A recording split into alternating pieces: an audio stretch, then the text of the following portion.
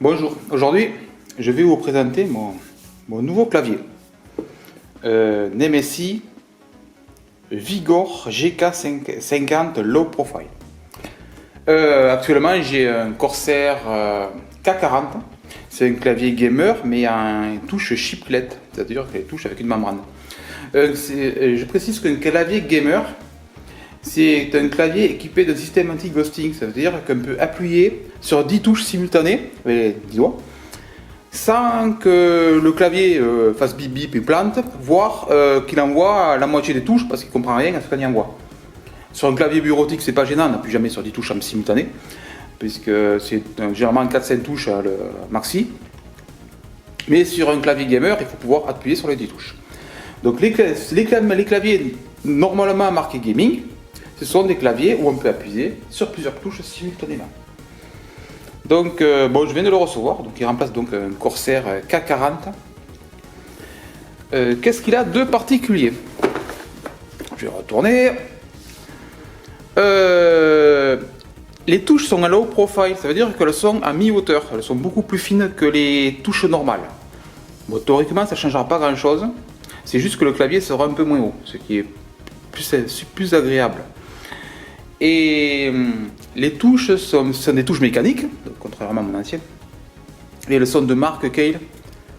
Kailh, c'est les concurrents de Cherry en gros, si vous avez l'habitude des touches. Bon, après ils expliquent que les touches c'est bien. Chaque touche est contrôlable via un logiciel, le logiciel Nemesis, avec indépendante pour chaque couleur. Ça veut dire qu'on peut choisir une couleur différente pour chaque touche.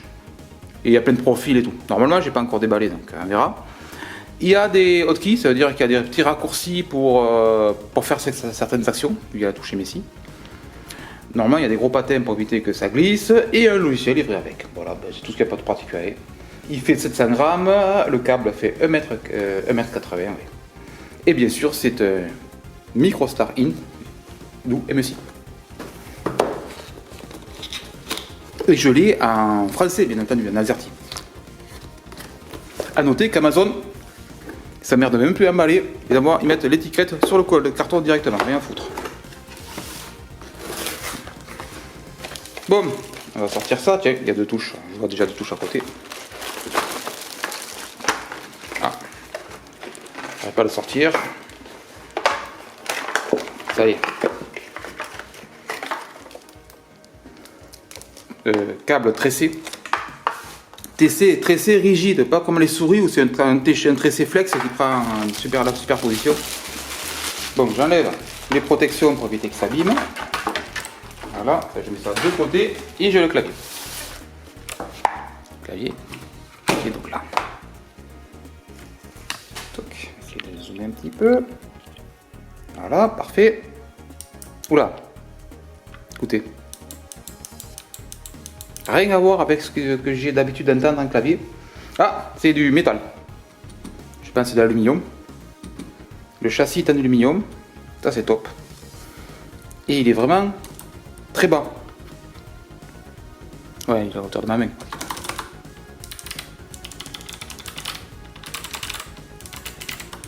Ah, ça cliquette dur. On va prendre l'habitude. Ah, l'aspect est vraiment sympa. Il est tout léger. Ouais, ben dessous, il y a les gros patins.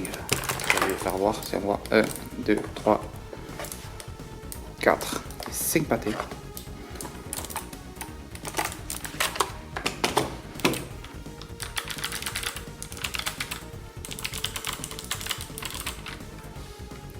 Bon, c'est un peu bruyant, effectivement, il faut s'habituer. J'ai 2 touches en plus. Pourquoi? Je n'ai aucune idée, on va voir ça. Contrôle et Alt. Pourquoi pas?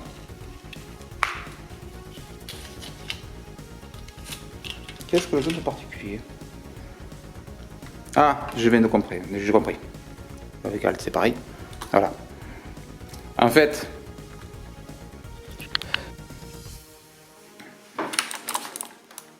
voyez la touche Alt, je sais pas si on voit, elle est comme ça. Alors que là, celle qui livre avec, elle est bombée. Bon, c'est la différence. Pourquoi ces 2 touches, contrôle et Alt, je ne sais pas. Non, c'est très bien bombé, c'est très bien comme ça. Je sais pas pourquoi il y a des touches bombées fournies. Et normalement, voilà, il est là, vrai. Et là-bas, il y a un petit appareil livré avec, dans un plastique. Voilà. Pour défaire les touches. Et oui, parce que les touches, pour pas toutes les casser, je sais pas comment ça se défait. Oups, pourquoi je défais la touche Windows? Touche Alt par exemple. Voilà. Et ça se défait tout seul. Et effectivement, vous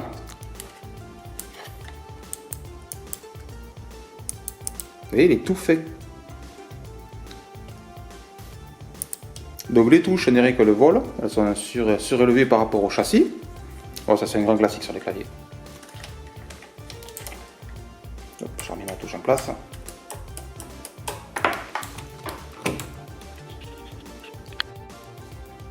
Allez, on appuie dessus un peu fort. Bon, ouais. Donc ça, aucun bruit, mais zéro. Et super rigidité de fou. Ah, le clavier ne branche pas, il ne se plie pas. Si je l'attrape à deux mains pour voir. Essaye de le plier, non, ça, il ne se plie pas. La rigidité est super. Bon, j'ai fait le bourrin, c'est fait exprès. Aucune résonance particulière sous le châssis, parce qu'il y a des claviers que si on fait ça un peu fort, on entend tout le clavier résonner, parce qu'il manque une mousse isolante dessous. Regardez bien la touche espace, c'est pareil, super finition. J'appuie sur la touche espace et elle s'enfonce droite. Là c'est un bon signe, parce que si elle s'enfonce comme ça, de travers, parce que j'appuie sur le côté, c'est mauvais. Bon, la finition est excellente, nickel, ça, il n'y a rien à redire là-dessus. J'aurais bien aimé avoir une petite molette, peut-être de volume. Même si le volume il est là. Mais ce qui est, voilà, on est obligé d'appuyer sur MSI, là, la touche, le petit dragon. On appuie sur le dragon, et là on a accès à des touches de contrôle de lumière. Je vois. Là aussi, tout ça c'est la partie LED en fait. Voilà, toutes les touches, voilà le volume, et puis ça. Et toutes les touches dessus, là, de F9 à pause, c'est la touche pour contrôler le multimédia. Ah, je viens de voir aussi qu'il y avait une icône Afterburner. Là. Bon, il est branché sur le PC portable qui est devant. Et là, j'ai le rétroéclairage. Je vais couper un peu la lumière. Voilà une vague. Donc si j'attrape lumière fixe.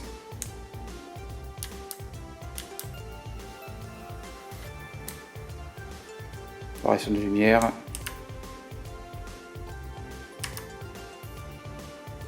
Ça, c'est des effets qu'on peut traiter.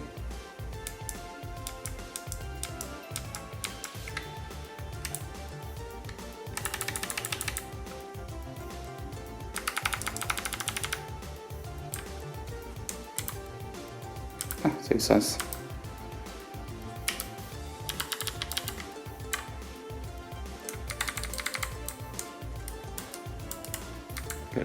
Le niveau de lumière, ça fond. Les couleurs. Bon, là, c'est des raccourcis qu'on peut faire en fait sans logiciel. Vous voyez, c'est il y a des super effets. C2 RGB, chaque touche sont contrôlées indépendamment. Donc effectivement, ça peut faire des super effets. Mais le but, maintenant, c'est de le brancher sur le PC, d'installer le logiciel et voir ce qu'on peut faire avec le logiciel.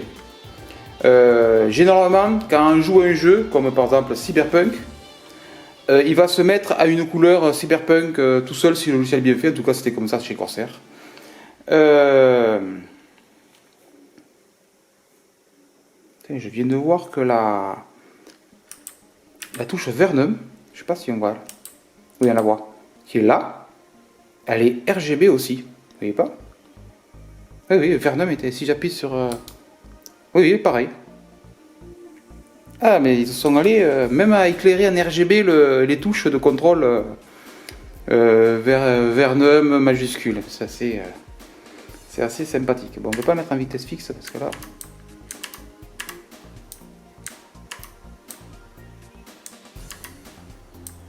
Ah, ça spécial game avec que les touches QSD, AZER et QSDF qui sont allumées.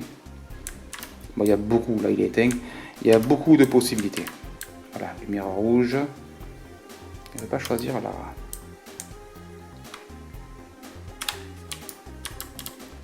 couleur dans ce mode. Bref, avec là c'est vraiment que quand on n'a pas besoin de logiciel, de toute façon le PC derrière il est sous Linux, donc il ne risque pas de marcher, le logiciel. Je vais l'installer le logiciel spécifique et on se retrouve juste après pour voir quels effets on peut faire.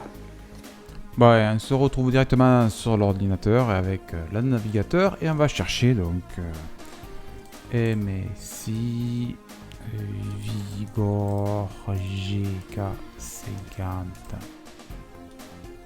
LP. Hop, et on va sur support et je vais télécharger MSI Dragon Center, MSI Center. C'est quoi la différence entre les deux? MSI recommande à tous les utilisateurs d'upgrader de MSI Dragon Center to MSI Center. Ok. Donc en gros, le Dragon ils l'ont mis en premier, mais il faut pas l'utiliser, il faut utiliser celui-là qui est en second. Ouais, logique. Allez, on télécharge ce truc. Ah ouais, quand même, c'est 500 mégas le truc.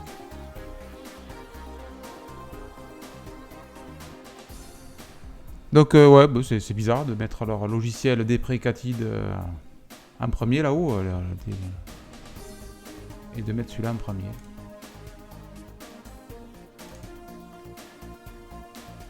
Hop, on se retrouve.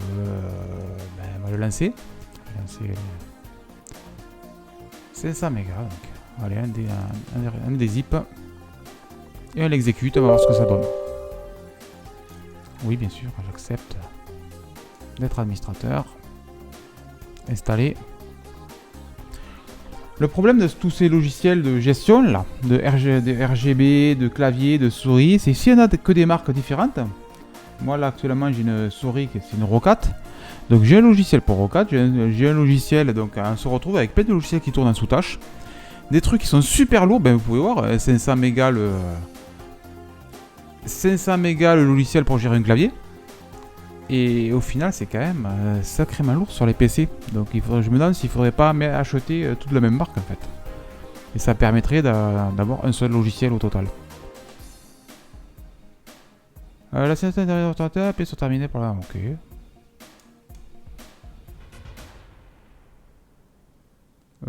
Oui, bien sûr.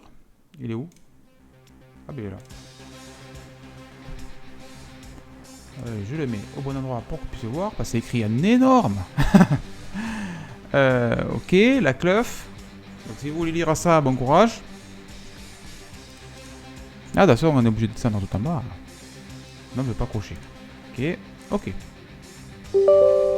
Allez, administrateur, de nouveau. Ah mais c'était pas installé en fait, c'était préinstallé.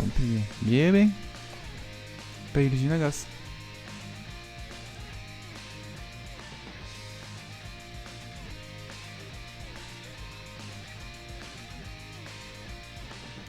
Je vérifie juste, mais oui, oui. Il est bien marqué que MSI recommande aux utilisateurs d'upgrader de MSI Dragon vers MSI Center. Ok.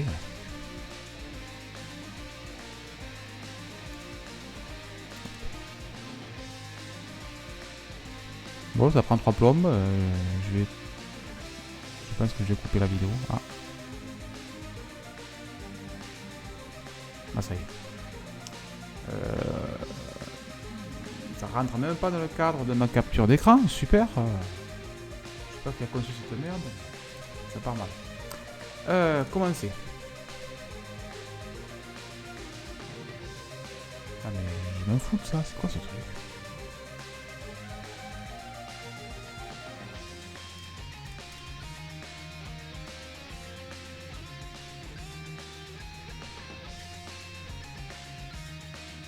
Voilà. Ok. Et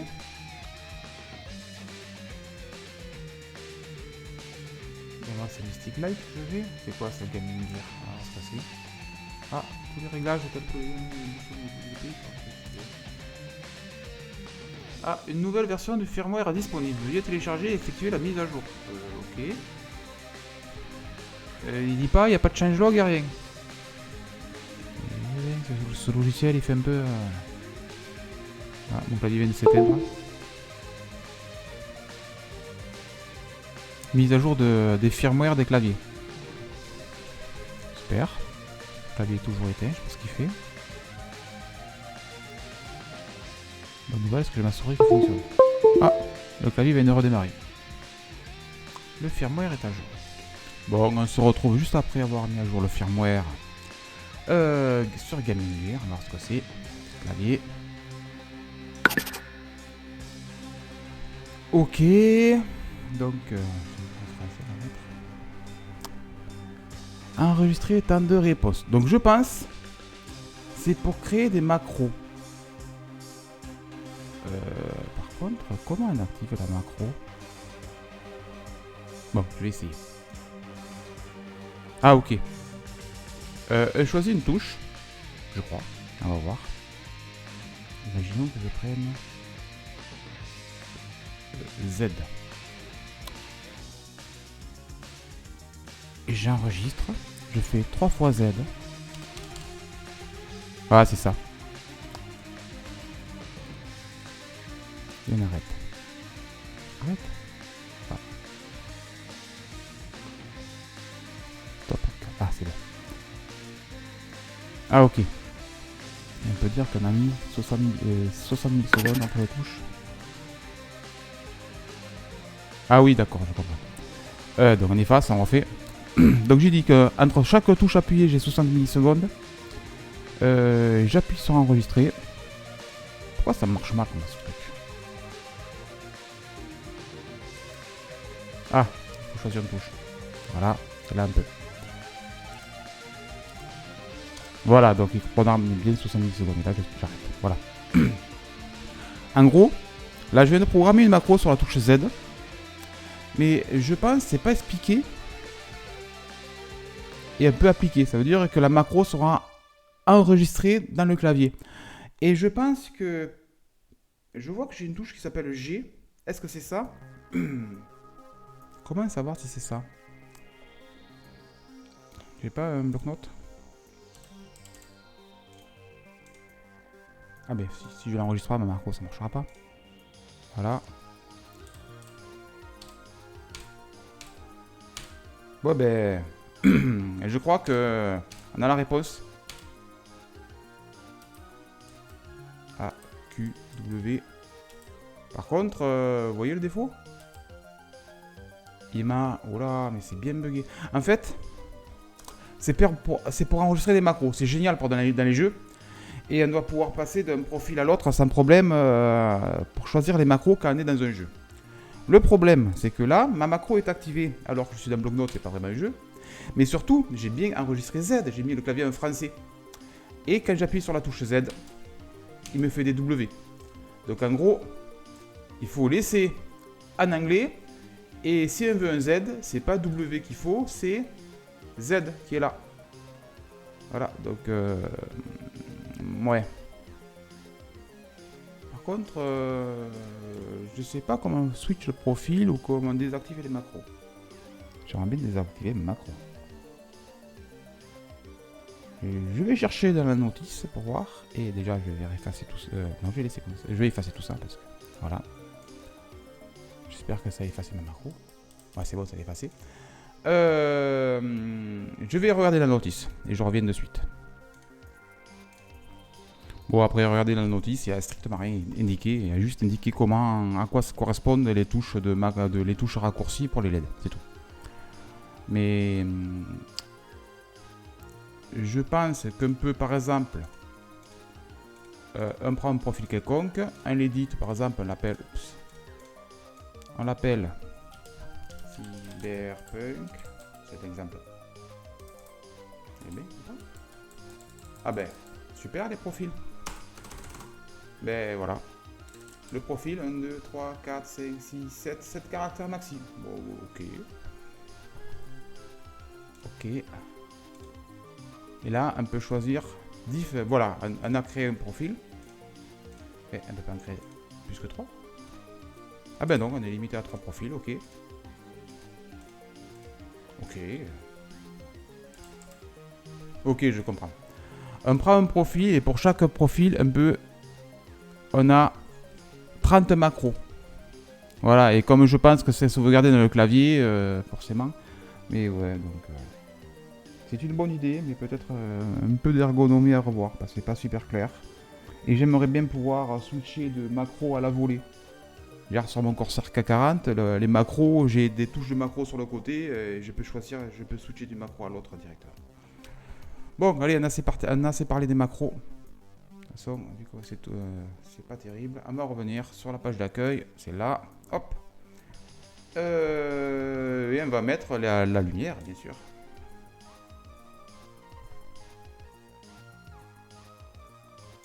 Et je reprends quand c'est installé. Voilà, ça prend 30 secondes à peu près pour s'installer. Donc j'ai Mystic Light installé, on va voir à quoi ça correspond.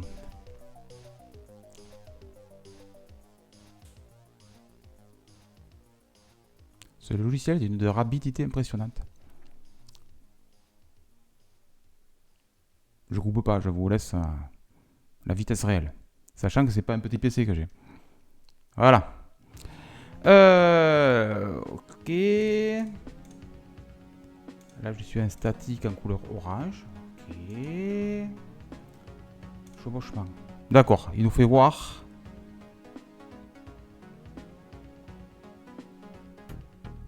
Ok, il nous fait voir là. Mais par contre, c'est pas le quand je choisis.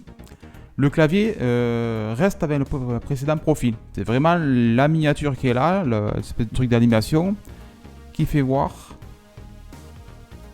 On peut choisir la lumière, ça c'est pas mal. Sachant que sur ce clavier, la lumière il éclaire très fort, pour équivalent du Corsair pour arriver là, en gros.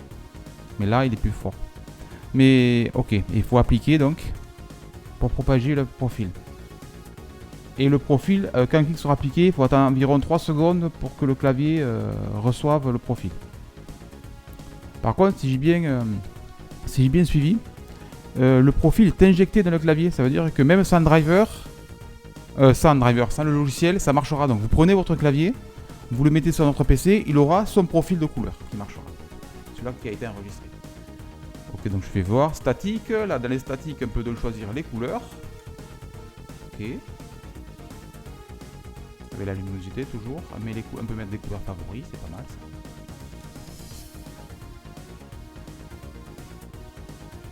Ok, respiration, c'est on choisit une couleur et la couleur le baisse et l'augmente. Je vais essayer quand même pour voir ça que ça fait sur mon clavier.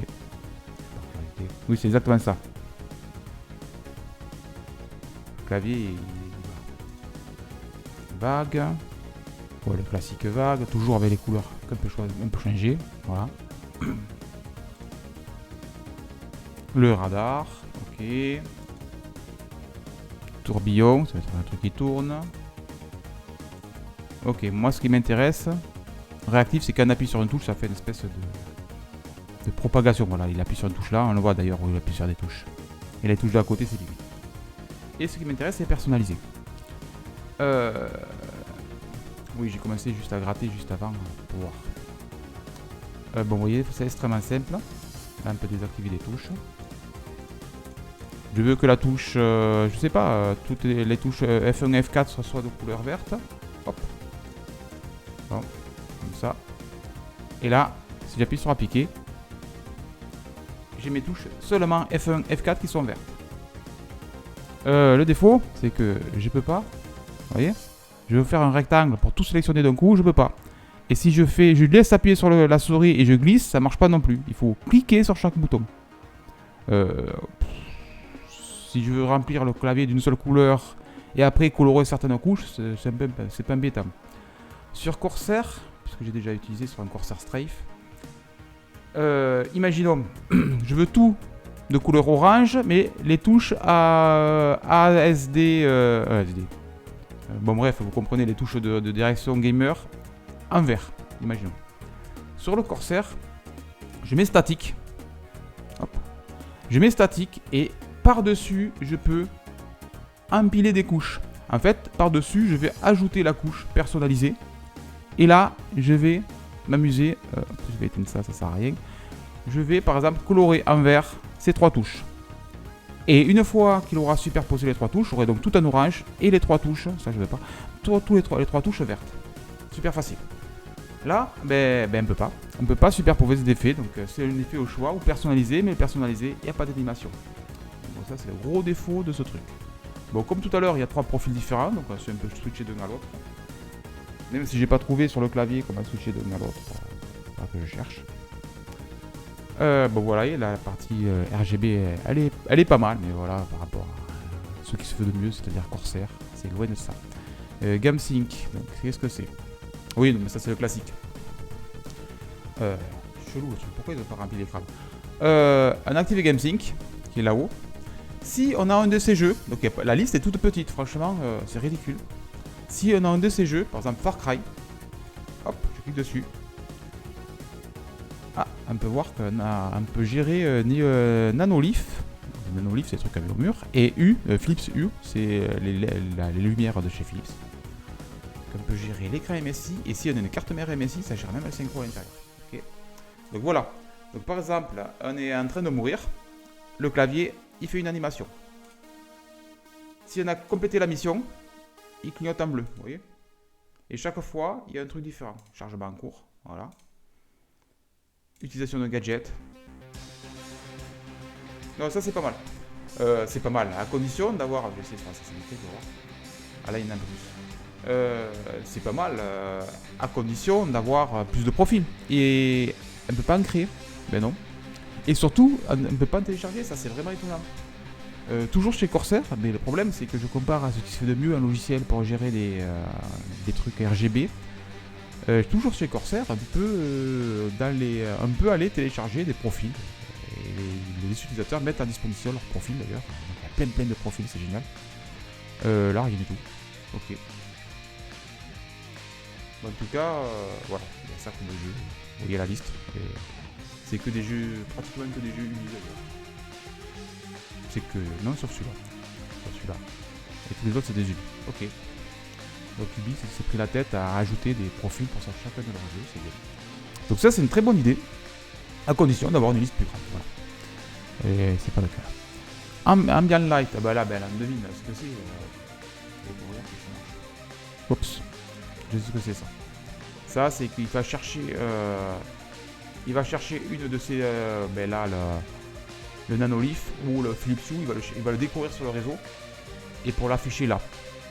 Ok, non mais ça c'est bien parce que ça veut dire que si on a un éclairage donc, de ces deux marques, on n'a pas le choix, on a un de ces éclairages, on peut synchroniser la couleur d'un GameSync avec voilà, Nanolith ou ça c'est très bien.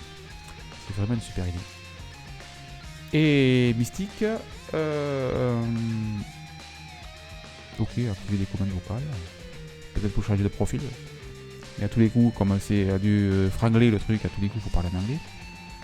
Si là il va écraser le logiciel RGB au démarrage du système, ok, ça veut dire que si on a des logiciels RGB pour autre chose, c'est lui qui va prendre le dessus. Qu'est-ce qu'il y a dans le réglage? Ah ben voilà. C'est ça que je cherchais tout à l'heure, les trucs blancs c'est gentil mais c'est pète un peu les yeux. Nickel. J'aurais dû le faire dessus. Lancer MSI Center au démarrage, pourquoi pas, mettre à jour, ok, rappel de mise à jour MSI, ok. Autoriser MSI à collecter des données, non, la télémétrie, toujours désactiver la télémétrie, c'est bon. L'espionnage de ce qu'on fait, il est pas obligé. Donc les réglages, ok, donc ça va désactiver la télémétrie, là c'est ensemble de fonctionnalités, bon le diagnostic on s'en fout, donc il n'y a que ça.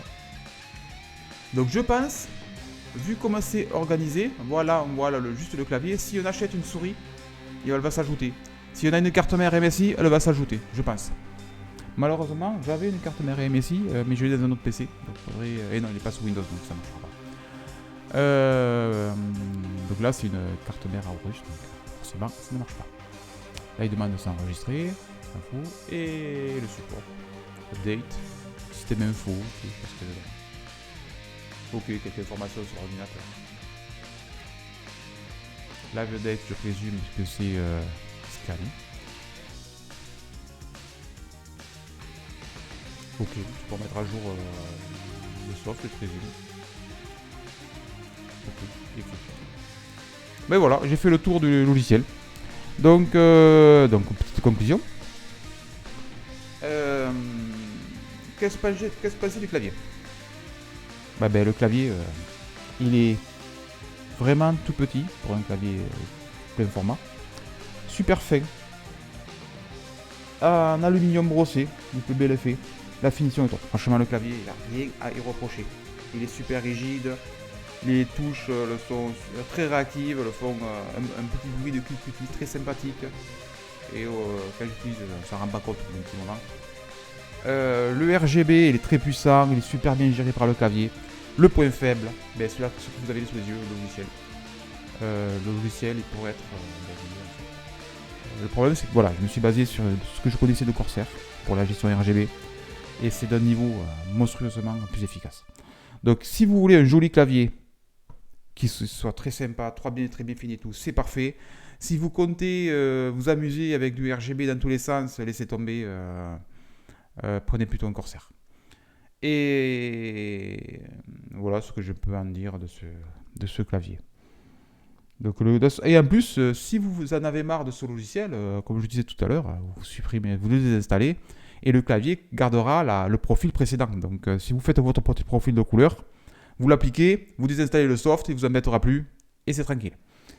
Donc, j'espère que cette présentation du Vigor GK50 Low Profile vous a plu, et à bientôt.